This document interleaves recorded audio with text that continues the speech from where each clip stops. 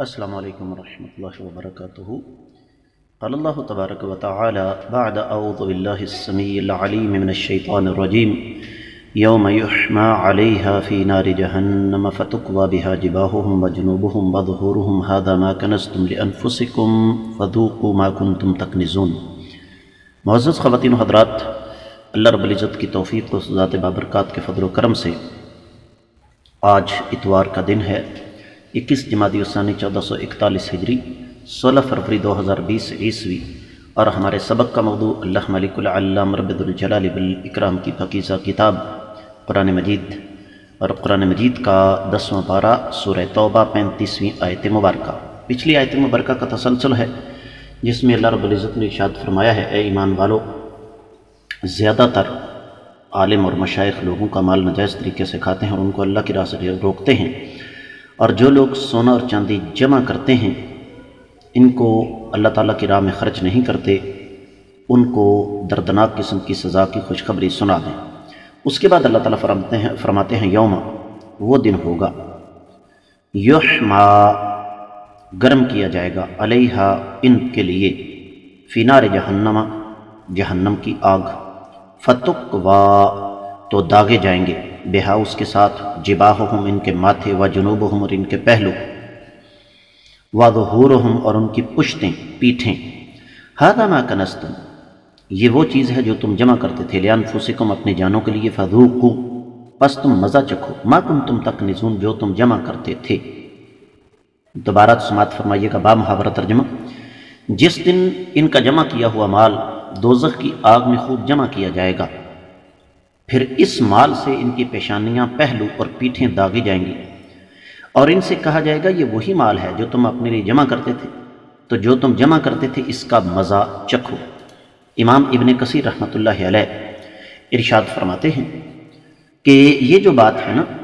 کہ ان سے یہ کہا جائے گا، یہ اصل میں تبکیت، تقریب اور زجر و توبیخ اور توہین کے حوالے سے کی جائے گی، جس طرح کہ سورہ دخان کی 48ویں اور 49ویں آیت مبارکہ ہے، ثم صبوا فوق راسہ من عذاب الحمیم ذق انک انت العزیز الکریم۔ فرشتوں سے کہا جائے گا کہ ان کے اوپر، اس آدمی کے سر کے اوپر کھولتا ہوا پانی جو ہے وہ ڈال دو، چکھ،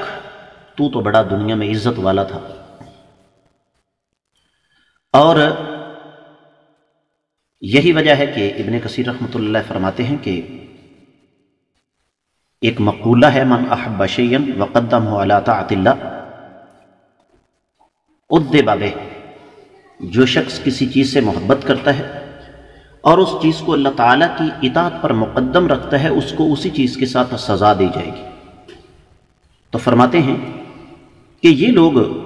اللہ تعالیٰ کی رضا کے مقابلے میں مال جمع کرنے کو زیادہ ترجیح دیتے تھے، تو ان ظالموں کو پھر اسی بنیاد پر اللہ تعالیٰ کی طرف سے سزا ملے گی، جس طرح کہ ابو لہب تھا،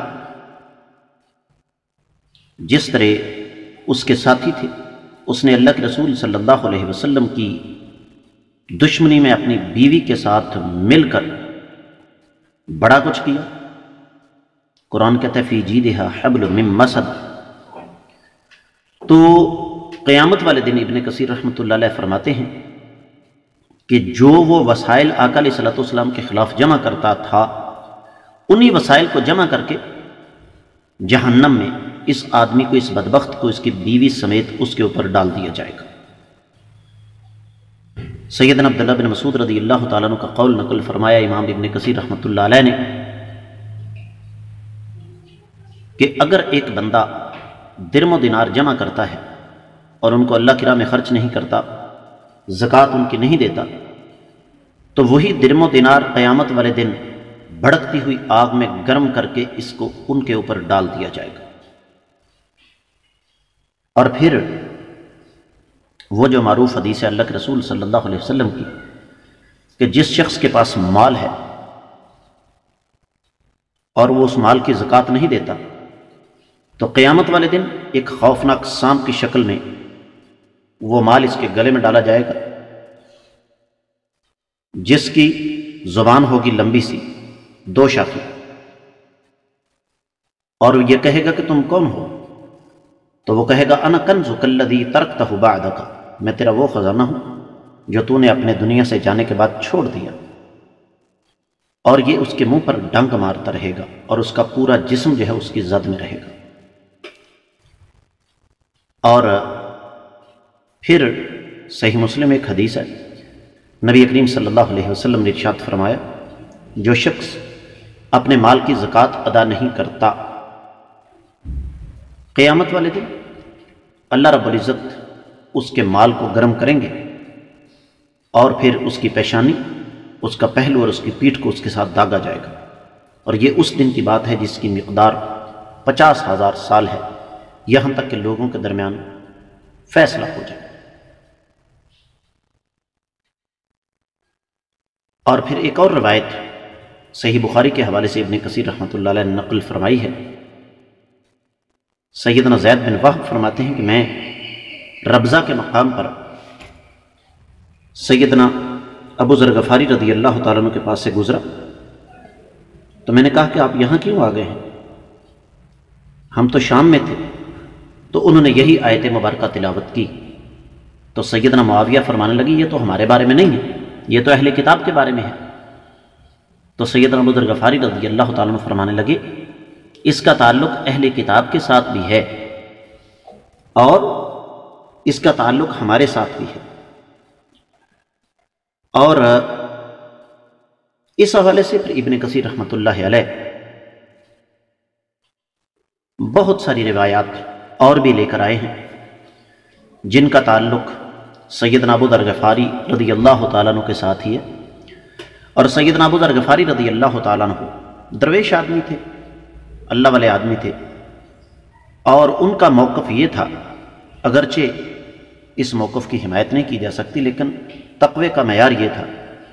وہ کہتے تھے کہ انسان کو یہ حق حاصل نہیں ہے کہ وہ اپنے اہل و عیال کے لیے مال جمع کرے۔ تو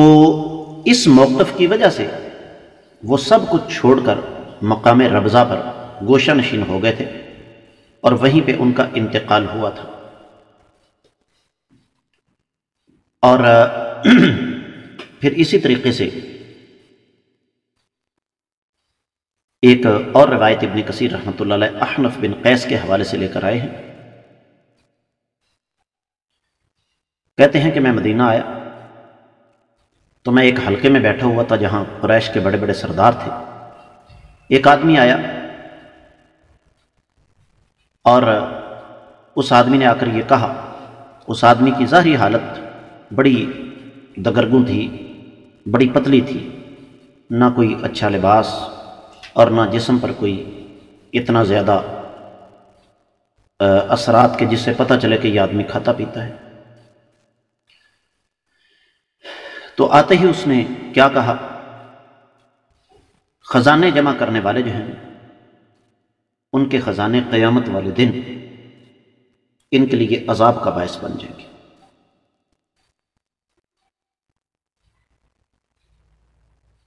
تو اصل بات یہ ہے کہ سیدنا ابو ذر غفاری رضی اللہ تعالیٰ عنہ کا یہ موقف اگرچہ توازن، اعتدال اور بیلنس کے بالکل خلاف ہے، لیکن اصل میں ان کا یہ موقف تقوی پر مبنی تھا کہ جہاں تک ہو سکے انسان اس دنیاوی مال کو جمع کرنے سے مکمل گریز کرے۔ تفسیر ابن کثیر کھولیں تو اس حوالے سے آپ کو اور بہت ساری روایات مل جائیں گی۔ مثال کے طور پر ایک روایت ابن ابی حاتم کے حوالے سے ابن کثیر رحمۃ اللہ علیہ نے نقل فرمائی ہے، سیدنا ثوبان روایت کرتے ہیں کہ نبی صلی اللہ علیہ وسلم نے فرمایا ایک آدمی دنیا سے جاتا ہے اور اس کے پاس احمر اور ابیض یعنی زمین کے خزانے موجود ہیں جن کی زکوٰۃ کو نہیں دیتا، تو پھر ہوگا یہی کہ قیامت والے دن ان کو گرم کر کے اس آدمی کو ان کے ساتھ سزا دی جائے گی۔ تو حاصل کلام تفسیر ابن کثیر کی حد تک یہی ہے کہ جہاں تک ہو سکے مال جمع کرنے سے بچنا چاہیے۔ اس کا مطلب یہ نہیں ہے کہ انسان اگر زکوٰۃ دے تو پھر بھی مال جمع کرنا حرام ہے۔ اس پر انشاءاللہ قدر تفصیل کے ساتھ بات کل کے سبق میں ہوگی۔